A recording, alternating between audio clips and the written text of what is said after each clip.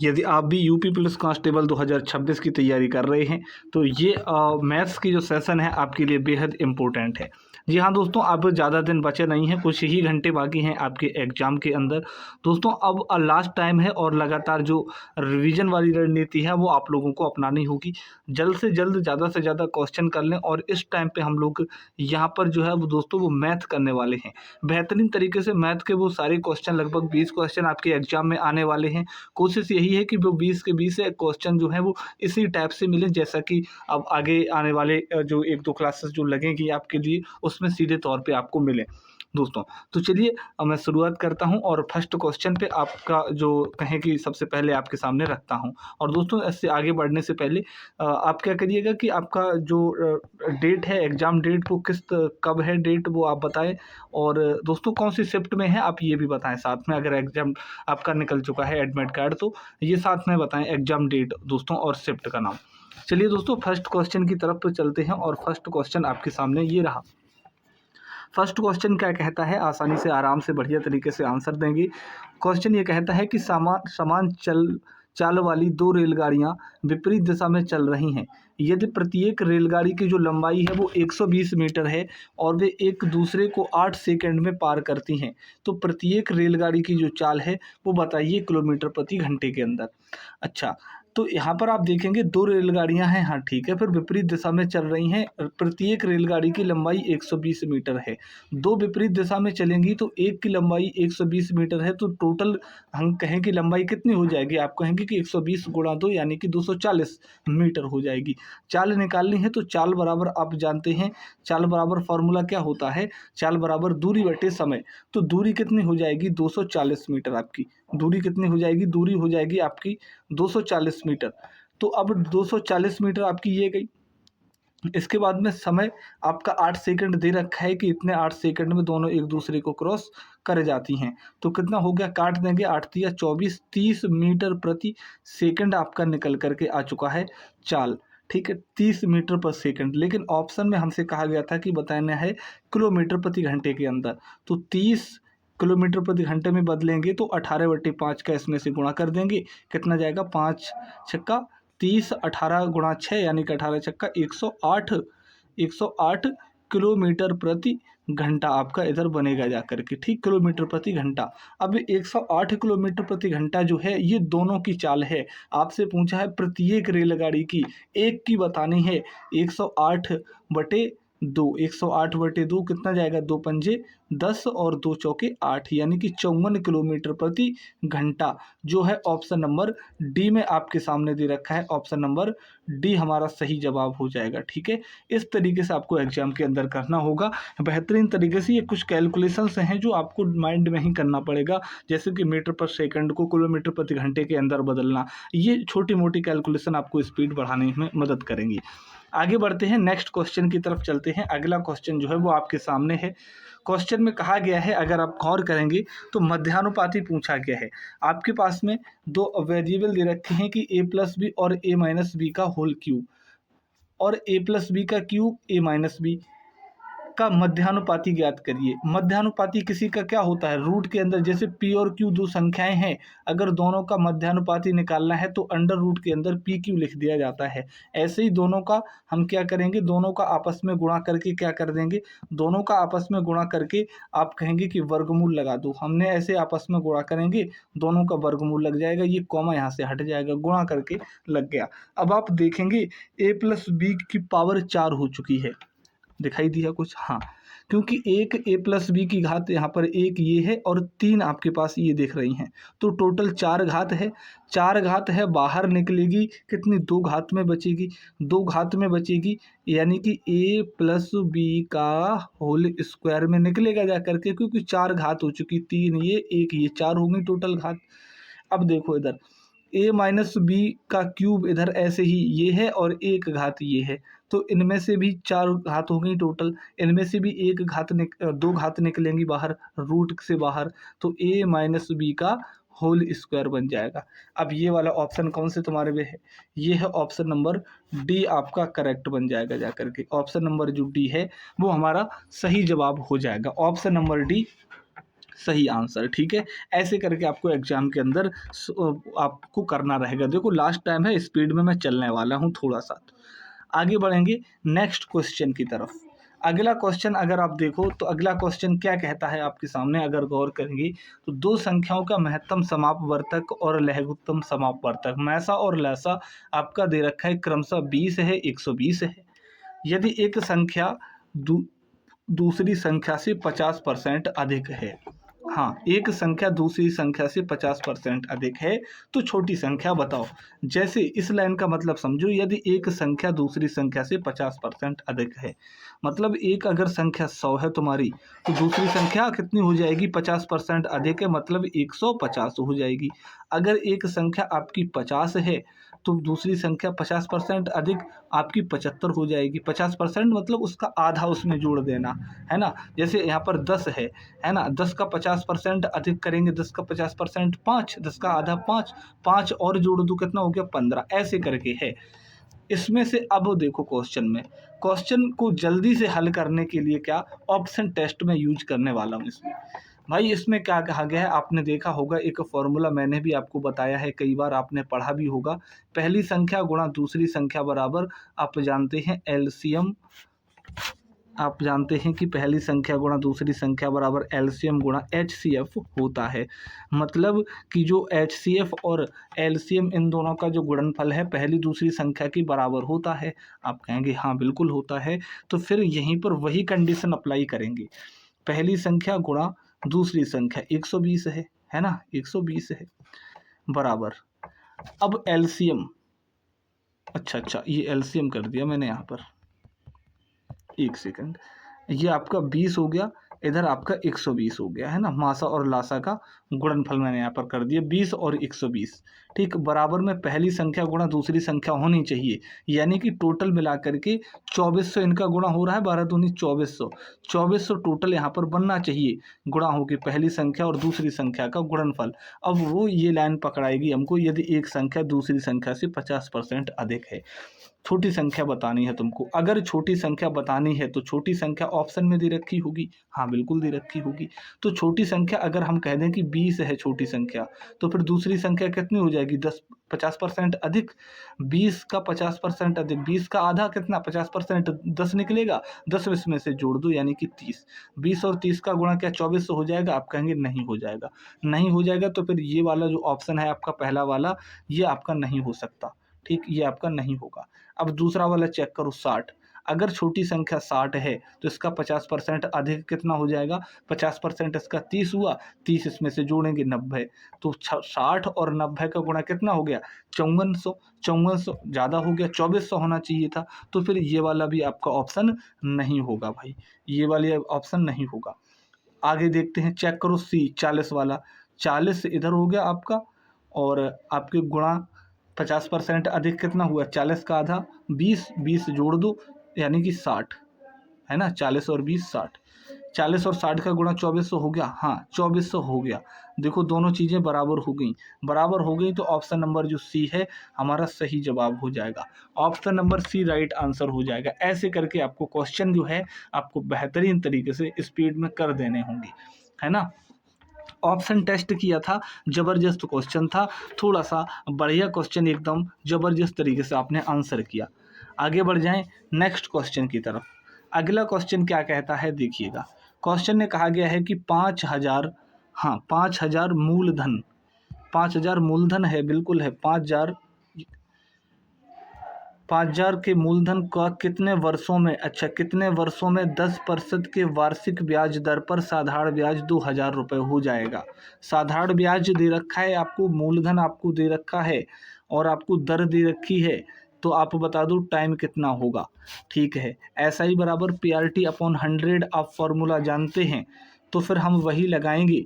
यहाँ पर अगर हम लगाएं 2000 बराबर SI सिंपल इंटरेस्ट बराबर P मूलधन कितना है 5000, 5000 R कितना दे रखा है 10%, T कितना दे रखा है, T तो पूछा ही गया है, अपॉन 100, काट पीट मचा दो, 2 जीरो से ये 2 जीरो कट गए, इससे ये एक 2 जीरो से ये वाले 2 जीरो कट गए, कितना हो गया 20, तो इधर बचा 5, इधर आ जाएगा भाग में, बराबर है कितने का बचा उधर t, 5 का लगाएंगे कितना गया 5 चौके 20, यानी कि 4 वर्ष। ऑप्शन नंबर बी जिसका आ रहा है, वेरी गुड, जबरदस्त, जिंदाबाद, एक तरफ बी आपका सही आंसर बन जाएगा।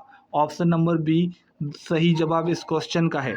आगे बढ़ते हैं नेक्स्ट क्वेश्चन की तरफ। उम्मीद है बेहतरीन तरीके से आपने सवाल को हल किया होगा। आगे बढ़ेंगे। क्वेश्चन आपका ये अगला ये कहता है, क्वेश्चन में कहा गया है कि यदि आपके पास में दे रखा है P और Q की वैल्यू, P बराबर दे रखा है कि 2 गुणा 2 की घात 3 गुणा 5 की घात 8, Q बराबर 3 की घात 5 गुणा 7 की घात 3, तो फिर बताओ P और Q का लैसा क्या होगा, एलसीएम लघुत्तम समापवर्तक ज्ञात करिए। अब एक चीज़ बताओ, एलसीएम तो आप जानते ही हैं ना, सीधे आपके पास में P के भी गुणनखंड हैं, Q के भी गुणनखंड हैं, आंसर फिर बता दो क्या बन जाएगा आपका। हाँ, जो लोग आंसर कर रहे हैं वो बिल्कुल सही कर रहे हैं। दोस्तों अगर हम यहाँ पर देखें, P की जो है एलसीएम में क्या चाहिए, एलसीएम में आपको कॉमन है वो भी निकाल दो, वो भी रख लो, और जो एक्स्ट्रा बचा वो भी रख लो। और यहाँ पर क्या है, यहाँ पर तो सारी चीज़ें अभाज्य दे रखी हैं और अलग अलग दे रखी हैं। देखो अगर यहाँ पर ये हम कह देते, अगर घात वाला सिस्टम अगर हम थोड़ी देर के लिए हटा दें, अगर क्वेश्चन ये होता तो P बराबर 2 गुणा 5 और Q बराबर आपका होता 3 गुणा 7। अब बताओ एलसीएम, तो अब कह देते कि आपका जो एलसीएम है वो आपका एलसीएम क्या हो जाएगा, तब एलसीएम आपका बन जाता कि 2 गुणा 5 2 पंजे 10 गुणा 7 गुणा 3, मतलब सभी का आपस में गुणा कर देते। अगर हमने घात चढ़ा दी तो भी क्या दिक्कत हो गई है तो सभी अलग अलग ही, है तो सभी अलग अलग ही, तो वही तो चीज़ कही गई है। तो अब इसमें से सीधा का आपस में गुणा कर दिया जाएगा और कुछ नहीं है, क्योंकि अभाज्य है। 2 की घात 3 है, 3 की घात 5 ये रहा आपका, 5 की घात 8 ये रहा, 7 की घात 3 ये रहा। ऑप्शन नंबर ए आपका सही जवाब हो जाएगा। जिन्होंने ऑप्शन नंबर ए किया है वो बिल्कुल बेहतरीन तरीके से सही आंसर कर रहे हैं, और बेहतरीन तरीके से इसी प्रकार से आपको एग्जाम के अंदर सोच रखनी है ताकि आंसर जल्दी और सटीक आंसर लग सके आपका। आगे बढ़ेंगे अगले क्वेश्चन की तरफ। पाइप ए, हाँ पाइप ए है, 6 घंटे में 50% भर सकता है, ठीक। पाइप बी है, उसी टैंक को 18 घंटे में पूरी तरीके से भर सकता है। दोनों पाइप एक ही समय पर खोल दिए जाएं तो खाली टैंक को कितने मिनट में पूर्णतः भर जाएगा, ठीक बात।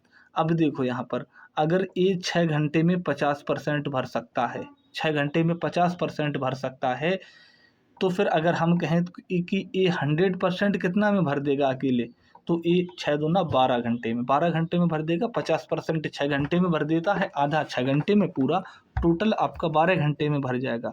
तो ए ने भर दिया 12 घंटे में, ठीक। बी उसी टैंक को 18 घंटे में, बी कितना भर रहा है 18 घंटे में भर रहा है। अब तो सिंपल बन गया, एलसीएम ले लो, टोटल क्षमता निकालेंगे, कितना हो गया 12 18 का एलसीएम आपका 36, 12 3 36 आपका, उधर 18 दूना 36 आपका, ये 36 आपको टोटल है। 3 और 2 दोनों एक साथ करेंगे ना तो दोनों की क्षमता जुड़ जाएगी, और 36/5 बचा जा करके, 36/5 घंटे है ना, 36/5 घंटे है। लेकिन आपसे पूछा गया है कि कितने मिनट में पूर्णतः भर जाएगा, आपसे कहा गया कि मिनट में बताओ। तो मिनट में बताने के लिए 60 का गुणा कर देंगे इसी घंटे में, 60 का गुणा कर देंगे, यहीं पर मिनट में बन जाएगा। 12 पंजे 60 आपका बन गया, 36 गुणा 12। वैसे तो आपका आंसर आ चुका है अगर यूनिट डिजिट लगाओ तो, है ना, यूनिट डिजिट लगाओ तो 2 गुणा 6 6 दूना 12 आपका बनेगा जाकर के इकाई अंक 2 वाला, है ना, इकाई अंक 2, यानी कि 432 मिनट। अगर आप गुणा करेंगे यहाँ पर तो 12 गुणा 6 12 6 72 आपका, 72 का 2 हासिल आपका 7 लगा, 12 3 36 और 7 43, यानी कि 432 मिनट जो है आपका आंसर आ चुका है। तो इस अप्रोच से आपको यूनिट डिजिट वाला अपने पास में चीज़ रखना जरूर, यूनिट डिजिट को नहीं भूलना है ना, वो कभी भी कहीं भी काम आ सकता है, उसका कोई रूल ऑफ नहीं है दोस्तों। आगे बढ़ें, नेक्स्ट क्वेश्चन की तरफ चलते हैं। बालको अगला क्वेश्चन आपके सामने क्या कहता है, अगला क्वेश्चन ये कह रहा है कि 2 बेलनों की ऊंचाइयों का जो अनुपात है वो अनुपात है 1:2। हाँ, 2 बेलन की जो ऊंचाई है दो बेलन है कोई, दोनों की अलग अलग ऊंचाई है लेकिन अनुपात उनका बता दिया 1:2 है। उनकी त्रिज्याओं का अनुपात बता दिया कि 2:1 है। तो फिर उनके आयतनों का अनुपात बता दो। देखो H1 अगर हम मान लें ये है आपकी, और एक H2 वाली ये है, मतलब अलग अलग ले लिया हमने। एक पहले वाली की ऊंचाई 1 है H2, दूसरे वाले बेलन की ऊंचाई 2 है। ऐसे ही त्रिज्याओं का अनुपात ये आपका R11 मान लो, ये आपका R2 मान लो। ठीक, मान के लिया है तो त्रिज्या ही, दोनों का अनुपात बताइए। ठीक, पहले का देखो, पहले का पाई, और आयतन का फॉर्मूला पता है क्या होता है, आप जानते हैं, पाई आर स्क्वायर एच होता है। पाई आर स्क्वायर एच, इधर भी लिख लेंगे पाई आर स्क्वायर एच, क्योंकि दोनों का हमें अनुपात करना है। अनुपात कर लो, पाई से पाई, देखो पाई का मान नहीं रखूँगा मैं, है ना, क्योंकि पाई से पाई कट जाएगा, है ना, 22/7 वो कट जाएगा। आर स्क्वायर एच पे मैंने खेला है। आर स्क्वायर ये फर्स्ट वाला है, ये फर्स्ट वाला है आपका। फर्स्ट वाले में कितना आर है, 2 है, तो 2 दूना 4, 2 का वर्ग 4 गुणा एच पहले वाले कितना है, 1 है, 1 कर दो। अनुपात आर स्क्वायर, आर दूसरे वाले का, ये आपका दूसरा वाला है, आर स्क्वायर दूसरे का कितना है, 1, 1 का वर्ग 1 गुणा एच कितना दे रखा है, 2 दे रखा है। देखो 2 से जाएगा इधर, 2 दूना 4, 2 एकन 2 और उधर 1 बचा, 2:1। 2:1 ऑप्शन नंबर बी वाले पे दे रखा है, ऑप्शन नंबर बी वाले पर दे रखा है। ऑप्शन नंबर बी सही जवाब हो जाएगा, राइट आंसर हो जाएगा। ठीक बात, आगे बढ़ेंगे, अगले क्वेश्चन की तरफ चलते हैं। अगला क्वेश्चन आगे क्या कहता है आपके सामने, वो क्वेश्चन रखूँगा। क्वेश्चन आपके सामने कुछ इस प्रकार से है, और ऐसा आपके एग्जाम के अंदर ज़रूर सवाल पूछा जाएगा। क्वेश्चन क्या कहता है आप देख लीजिएगा। यहाँ पर क्वेश्चन में कहा गया है कि 104/39 ऑफ 2/3 प्लस 1 2/5 इंटू, आपके सामने कुछ दे रखी हैं चीज़ें। मैंने आपको बताया था कि आप पेयर बना देना हमेशा हमेशा के लिए। जब ऐसे क्वेश्चन आपको मिलें तो आप पेयर बना लो। देखो एक तो आपके पास में ये एक पेयर बना जा करके, एक पेयर ये बना, और इसके साथ में एक पेयर आपका ये है, और लास्ट में तो -3/4 है ना, 3/4। अब देखो अलग अलग पेयर हल कर लो। अगर हम फर्स्ट वाले को हल करें, इस वाले पेयर को हम हल करते हैं, इस वाले पेयर को। देखो 104/39 ऑफ 2/3 है, ऑफ वाला पहले हल किया जाएगा, तो 39 ऑफ की जगह क्या लग जाएगा, गुणा लगेगा, तो 3 से इधर कटेगा, 39 कितनी बार जाएगा, 13 बार जाएगा, है ना, आपका 13 बार जाएगा, 13 दूनी 26 हो गया।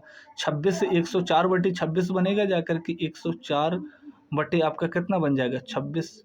अब 104/26 कितना हो गया, लगाओ, 26 चौके 104, 4 छंग 24, 4 दूना 8 और 10। ठीक, कितना बचा जाकर के, 4। तो इस टोटल वाले का कितना बना जाकर के, आप कहेंगे 4।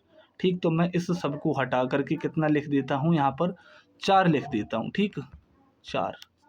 चलो फर्स्ट वाला तो हमने कर लिया 4, आगे क्या लगा है, प्लस लगा है, प्लस लगा दो। अब सेकंड वाले पे आ जाओ।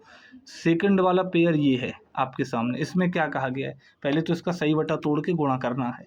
5 एकन 5 और 2 7/5, पहले तो कितना 7/5 गुणा 12 सही 1/7 वाला करो, 12 सत्ते 84 और 1 85, 85 बटा आपका कितना हो गया 7। हाँ, 7 से 7 कट जाएगा, 85 से आपका 17×5 = 85।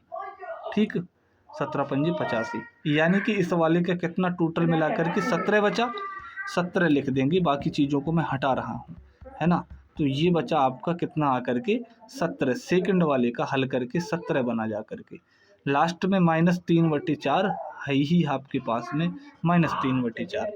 17 और 4 कितना हो गया 21, 21 -3/4 कितना हो जाता है, 21 -3/4, 21 चौके 84 और -3 81, 81/4। अब देखो ऑप्शन में 81/4, पहला वाला है 10 चौके 40 और 41/4, गलत हो जाएगा। दूसरा 25 चौके 100 और 1 101, ये भी गलत हो जाएगा। सी देखो 20 चौके 84 और 20 चौके 80 और 1 81, यही वाला है ऑप्शन नंबर सी वाला। ऑप्शन नंबर सी में दे रखा है 81/4, अगर सही बटा तोड़ेंगे। इस प्रकार से आपको करना रहेगा, गलती की संभावना बिल्कुल नहीं है, पेयर बनाने के बाद आप हल करेंगे तो, है ना। आगे बढ़ जाओ। अगले क्वेश्चन की तरफ आ जाओ। अगला क्वेश्चन आपके सामने क्या कह रहा है देखिएगा। क्वेश्चन अगला कहता है कि वह छोटी से छोटी संख्या क्या होगी जिसे दोगुना करने पर, हाँ, जिसे दोगुना करने पर 12, 14, 16, 18 से पूर्णतः विभाजित हो जाएगी। आपसे ये कहा गया है 12, 14, 16, 18 से पूर्णतः विभाजित हो जाएगी। देखो, अगर हम कहें कि एक संख्या ना, एक संख्या मान के चलो आपकी 12 है ना, एक संख्या 12 है। 12 हटाओ, अभी रुक जाओ, 12 तो क्वेश्चन में दिया है। मान के चलो कोई संख्या 4 है और मैं कहूँ कि 4 जो है ना वो 2 से डिवाइड है, 2 से भाग चला जाता है 4 का, ठीक। तो फिर 4 का चाहे हम 2 गुना करें, चाहे हम 3 गुना करें, चाहे हम 4 गुना करें, चाहे 5 गुना करें, वो सब 2 से भाग चला जाएगा सभी में, है ना, सभी में भाग चला जाएगा। तो वही चीज़ यहाँ पर है। अब हम चाहे 2 गुना करें, चाहे 3 गुना करें, इन सब से विभाजित है तो विभाजित रहेगी वो, है ना, विभाजित रहेगी वो। अब यहाँ पर देख लो क्या है चीज़। यहाँ पर अगर हम कहें वही चीज़ इसमें लागू करेंगे। अब इसी इसमें लागू करो वही सारी चीज़ें। देखो 12 पकड़ो, यहाँ पर 12 से सबसे डिवाइड होगी ये। देखो 12 से क्या है, 12 से हम क्या कर सकते हैं, 12 से देखो 12 को ऐसे लिख सकते हैं 3 गुणा 4 लिख दो, है ना, 3 गुणा 4, या फिर लिख दो 2 गुणा 6, ऐसे भी लिख सकते हो 12 को, है ना। 2 से तो देखो सारे ही डिवाइड हैं, क्योंकि आप यूनिट डिजिट देखोगे, इकाई का अंक देखोगे तो 2 से तो सब विभाजित हो जाएगा। तो 2 वाला मैं इसीलिए नहीं ले रहा हूँ, मैं ले रहा हूँ 3 गुणा 4 वाला। अगर 3 और 4 वाले ले लूँ, 3 का क्या होता है, 3 का ये विभाज्यता की जांच होती है कि सभी अंकों का योग 3 से विभाजित हो जाए। कर दो, पहले के चेक करो, 6 3 9 6 15, हाँ पहला तो है। दूसरा देखो 2 2 4 6 10, दूसरा नहीं है। दूसरा नहीं है तो दूसरा नहीं हो सकता, आंसर नहीं हो सकता आपका। 3 से विभाजित नहीं है और 3 से तो विभाजित होना जरूरी है। सी वाला देखो 4 2 6 और 8 14, ये भी नहीं है, ये भी आपका गलत हो जाएगा। ये ऑप्शन से ट्रिक्स हैं, आपको ऑप्शन कैसे यूज हटाना है, ऑप्शन ट्रिक कैसे यूज करनी है। लास्ट वाला देखो 5 और 4 9, आपके पास 2 ऑप्शन बचे हैं, पहला और चौथा, ये 3 से विभाजित हो रहे हैं। क्या 4 बार, अब आपके पास में एक 4 भी तो है, क्या 4 से डिवाइड हो रहा है। देखो एक बार 4 से विभाज्यता की जाँच क्या कहती है, कि अंतिम 2 अंक 4 से विभाजित हो जाए। अंतिम 2 अंक इसमें देखो 36 हैं, 4 नम 36 कट जाएगा, इसमें देखो 4 ही है, 0 4 कट जाएगा, मतलब 4 से तो हैं दोनों, 4 से आंसर नहीं निकल सकता। अगली संख्या पकड़ो, आगे देखें, कुछ 14 एक संख्या है अपने पास में, 14 से देखो कुछ कट जाए, दोनों में से एक ही तो बटानी है। 14 के गुणनखंड 2 और 7 हो जाएगा, 2 और 7 में करेंगे तो 2 से तो ज़रूरत है नहीं, क्योंकि 2 में तो सभी से ही हो रहा है इकाई अंक, 2 वाले तो हम चेक ही नहीं करेंगे। 7 बचा, एक बार 7 से भाग लगा करके देखना, ऑप्शन नंबर ए में लगाओ, भाग 7 से क्या चला जा रहा है, लगाएंगे तो 7 से भाग लगाओ, 7 निम 63, है ना, 63 तो कट जाएगा, लेकिन 6 बचेगा आपके पास में, 6 नहीं कटेगा, मतलब 636 जो है 7 से विभाजित नहीं होगी, और कैंसिल हमारा ऑप्शन हो चुका है, ऑप्शन नंबर ए। एक ही तो बचा है 504 वाला, तो correct answer option number D, option number D. यहाँ पे एलसीएम ले लो, हाँ बात वो भी ठीक है आपकी, अगर एलसीएम की सोच रहे हो तो एलसीएम ले लो, लेकिन ये ऑप्शन टेस्ट बताया है, इससे आप एलसीएम से ज़्यादा स्मार्ट तरीके से और तेज तरीके से कर सकते हो, है ना। चलिए, हाँ एलसीएम से तो आ ही जाएगा, पूर्णतः विभाजित है, सबका एलसीएम ले लो, आ जाएगा, है ना। आगे बढ़ेंगे नेक्स्ट क्वेश्चन की तरफ से, ठीक है। ऑप्शन टेस्ट जरूरी है, ध्यान में रखना, कभी भी इसका काम हो सकता है। आपके पास में देखो क्वेश्चन है कुछ इस प्रकार से। अच्छा, इस क्वेश्चन को आप क्या करोगे, इस क्वेश्चन को HW की तरफ लिखते हैं, HW होमवर्क में। इसका आंसर हमें कहाँ चाहिए, होमवर्क में चाहिए। 2 वृत्तों की परिधि आपको दे रखी है, अच्छा क्वेश्चन है, एक क्वेश्चन मैं करवा के आ चुका हूँ परिधि वाला, है ना। परिधि 2πr होती है ना, 2πr बराबर 264, इधर हो जाएगा, इधर भी 2πr बराबर हो जाएगा, इसी के बराबर में दोनों का क्षेत्र, दोनों की त्रिज्या निकालना और अंतर कर देना दोनों का, बस वही आपका आंसर होगा। लेकिन मैंने आपको बता दिया है, करना आपको यहाँ पर खुद ही है, इस क्वेश्चन का आंसर कमेंट बॉक्स में बताना है तुमको। आगे बढ़ेंगे बालकों, अगला क्वेश्चन क्या कहता है समझिएगा। क्वेश्चन में कहा गया है कि यदि किसी टंकी का 1/4 भाग है, हाँ 1/4 भाग पाइप ए के द्वारा 3 घंटे में तथा इसी टंकी का 1/3 भाग पाइप बी के द्वारा 2 घंटे में भरा जा सकता है। यदि दोनों पाइप चालू कर दिए जाते हैं तो इसी टंकी को भरने में कितना समय लगेगा, आपसे ये कहा गया है। 1/4 भाग मतलब 1/4 भाग कितनी देर में, 3 घंटे में। तो एक पूरा भाग कितने में, 4 तिया 12 घंटे में। तो ए कितने में भर देगा, आप कहेंगे 12 घंटे में भर देगा। ठीक, आगे कहा है कि इसी टंकी का 1/3 भाग, 1/3 भाग, हाँ यही 1/3 भाग 2 घंटे में भरेगा। 2 घंटे में भरेगा 1/3 भाग, तो पूरा 1 भाग 3 गुणा 2 यानी कि 6 घंटे में। मतलब बी क्या करेगा, 6 घंटे में भर देगा। बी क्या करेगा, बी 6 घंटे में आपका भर देगा। एलसीएम टोटल 12 हो गया, 12 एकन 12, 6 दूना 12। अब तो सिंपल बन गया, जा करके दोनों पाइप एक साथ चालू कर दो कितने समय में भर जाएगा या, अब तो कोई दिक्कत नहीं होनी चाहिए। 12 बटे दोनों एक साथ काम करेंगे, 2 और 1 3, 3 आपका टोटल 3 क्षमता से भरा जाएगा, मतलब 3 चौके 12, 4 घंटे का समय लगेगा। जो आपके पास में ऑप्शन है सी वाला, ऑप्शन नंबर सी आपका सही आंसर हो जाएगा। ऐसे करके आपको आंसर करने रहेंगे, ऐसे करके। ठीक है, आगे बढ़ेंगे नेक्स्ट क्वेश्चन की तरफ, बोलो चलें। हाँ जाओ, अगला क्वेश्चन आपके सामने ये रहा। क्वेश्चन क्या कहता है, ध्यान देंगे थोड़ा सा। क्वेश्चन में कहा गया है दोस्तों कि इस समय, हाँ इस समय राजीव की आयु और मुकेश की आयु का अंतर 6 वर्ष है। 4 वर्ष बाद दोनों की आयु का अनुपात 3:4 होगा। तो मुकेश की वर्तमान आयु बताओ। ये 4 वर्ष बाद की बात है। 4 वर्ष बाद जो अनुपात है ना, वो 3:4 हो जाएगा। 4 वर्ष बाद भविष्य की बात की गई है। अंतर 6 वर्ष है दोनों की आयु का, तो चाहे आज वर्तमान की बात करें तो भी वो 6 साल का अंतर रहेगा, और अगर हम 6 साल पहले की बात करें या 6 साल बाद की बात करें तो दोनों की आयु का अंतर तो हमेशा ही समान रहेगा। यहाँ पर अंतर 3:4 है।